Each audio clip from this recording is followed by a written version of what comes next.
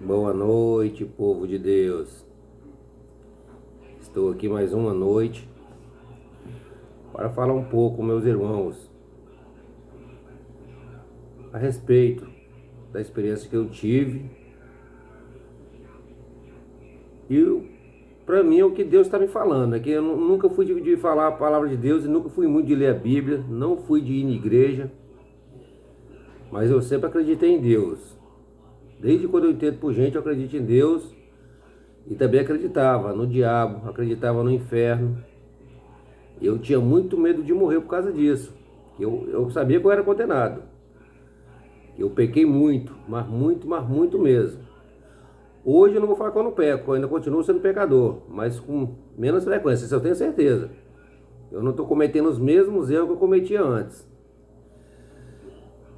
Mas o que eu tive que fazer? Para mim poder fazer isso e não pecar que nem eu pecava, eu tive que me entregar para Deus.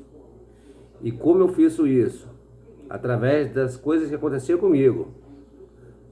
Como é que fala? As dores da vida. As dores da vida que faz a gente se entregar para Deus com convicção que Deus realmente existe. Enquanto a gente não conseguir fazer isso, não adianta a gente achar que pensar que Deus existe, mas depois vem aquelas dúvidas. Será que Deus existe mesmo? Eu já cansei de fazer isso. Eu acreditava que Deus existia, mas de vez em quando vem aquela dúvida. A gente não vê, a gente não... Só que a gente sente. Só que a gente não sabe o sentimento que a gente tem. A gente sente que Deus existe, porque Ele fala com a gente que ele existe. Só que Ele fala em silêncio, Ele mostra pra gente, mas a gente não consegue entender. Eu estou aqui para falar com vocês que eu ia me batizar na igreja, que eu falei no vídeo passado. Eu ia ser batizado, descer as águas. Eu fiz o curso. Tá aqui, ó,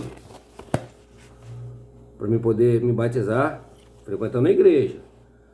Só que aí depois veio aquela vontade. De eu não fazer.